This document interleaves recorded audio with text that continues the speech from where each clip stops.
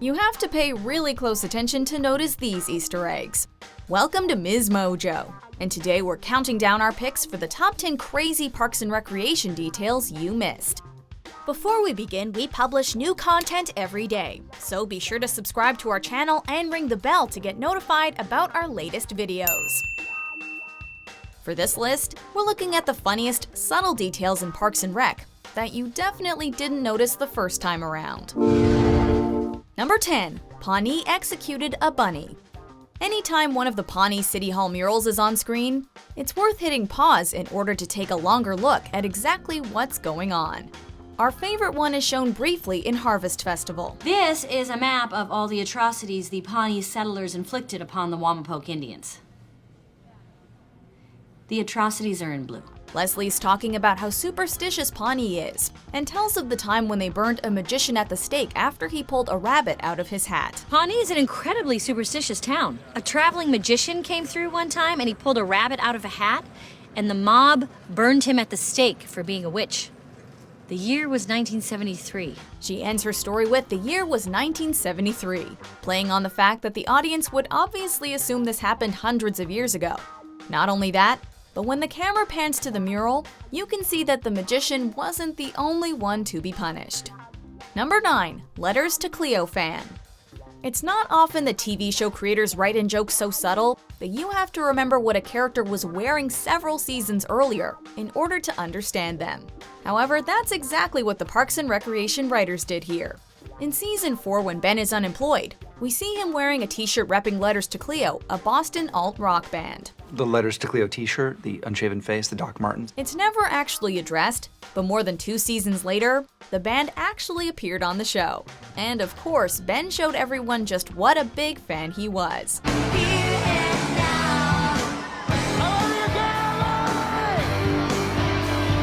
Number 8. The soundtrack at Lil Sebastian's memorial.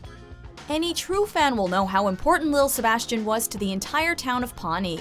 So when news broke of his untimely death, it was a time of mourning for everyone. I have some very important news about our favorite mini horse, Lil Sebastian. Lil Sebastian! He died last night. No! They of course held him a memorial of epic proportions.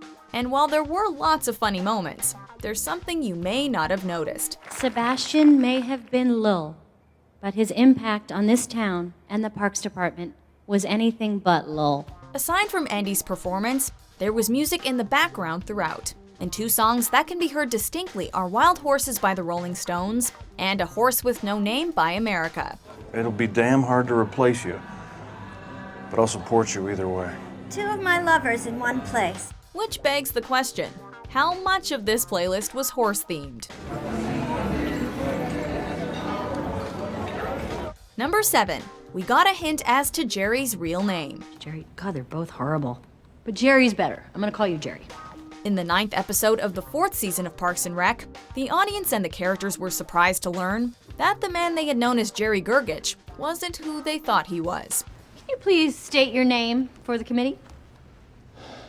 Gary Gergich. Oh, God, Jerry, you can't even get your own name right. It turns out his real name has been Gary this whole time. But when his boss called him by the wrong name decades ago, he never corrected him. That's ridiculous. Your name is Jerry. No, legally, my name is Gary. This was understandably shocking, but in fact in the episode before, we saw a quick flash of Jerry's ID card, which has his real name on it. Oh my God. I gotta go. Put my Sammy in the fridge. Number 6. The Slide Guy returns. Miss, no! There's a drunk stuck in the slide! In the very first episode of the show, when we're just meeting Leslie Knope for the first time, she encounters a drunk in one of her beloved parks who has wedged himself into a children's slide. Here we go. Okay, please go away. Okay, wake up. Here we go, out of the slide. She pokes at him with a broom to get him to leave, and he's never heard from again. Or so we thought. In the series finale, the actor came back and seems to have cleaned up his act because he's there requesting that a swing be fixed. Perhaps he's the one who broke it. We'll probably never know. Excuse me. Hi. There's a swing in a park near my house that's been broken for about 3 months. Is it possible to get that fixed? Number 5. Star-Lord makes a cameo. Okay, rain check that, all right? They're here. Another little Easter egg from the series finale comes when a group of trick-or-treaters show up at Andy and April's house on Halloween.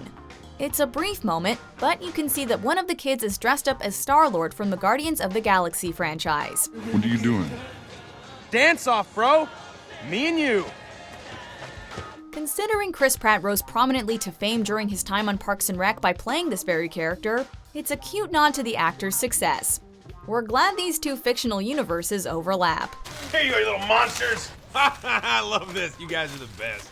Number 4. Tom's #1 Twitter fan. And you were texting at the time, correct? How dare you, sir? I was tweeting. Tom Haverford considers himself to be a tech-savvy and cosmopolitan man. So of course, considering the time period in which Parks and Rec aired, he's a Twitter aficionado. In fact, his obsession with the social media platform goes to new heights in Season 5, when he gets into a car accident because he's tweeting. Drive faster, Blue Civic. Damn. Hashtag soccer moms. 9:18. Gotta pass this lady on the edge. That's when I hit the fire hydrant. When we see his Twitter feed though, it seems that he doesn't exactly have a huge fan base of followers. In fact, all of his tweets are liked by only one person. And if you look closely, you can see that it's always his buddy John Ralphio. John Ralphio. Big T, what it do, nephew? Number 3. The importance of the number 103. I am throwing a farewell party for my best friend Ann Perkins, and if she casually mentioned 3 years ago that she thought indoor fireworks would be cool, then guess what? You're gonna give me indoor fireworks. This one may be a little bit inside baseball, but there's no way it wasn't intentional. While all the other things on our list today are things that you could notice if you're looking hard enough, this one takes an extra level of knowledge of the show.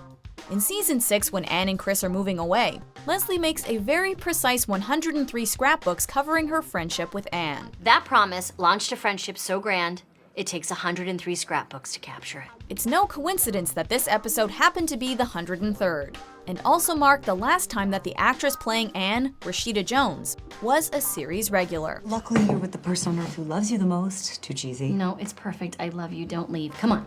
Number 2. Leslie's triplets are foreshadowed. In Season 2, Leslie goes on a blind date with an MRI technologist that Anne sets her up with. So, you're in charge of amusement parks, right? Oh, that's exciting. Actually, it's regular parks. Like swings and slides and stuff. Strike 2. He ends up being a total creep, but he does manage to foreshadow her future children. When he's giving her an MRI, he makes some strange comments, including saying of her uterus that she could easily have triplets right off the bat. You never had any kids, right, Leslie? No. You got a great oven. Okay, time to go. You got ample room in there. It's an offhand remark, but of course many years later in Season 6, we find out that Leslie really is going to have triplets right off the bat. I want to start our family. I mean, I know things are crazy, but there's no good time, and I want to do it now. Well, buddy, I got some good news for you. Number 1. Leslie and Ben's wooden box. I got you something. No. What is this? Spoiler alert, this one is really cute.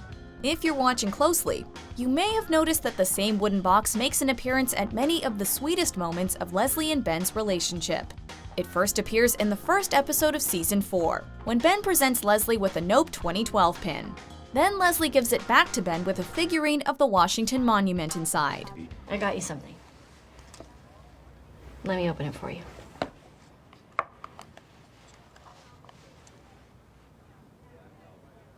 You have to go to Washington. The most important appearance, however, comes in Season 5, when Ben proposes to Leslie by putting her engagement ring in the box.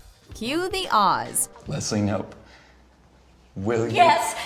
Do you agree with our picks? Check out these other great clips from MsMojo and subscribe for new videos every day.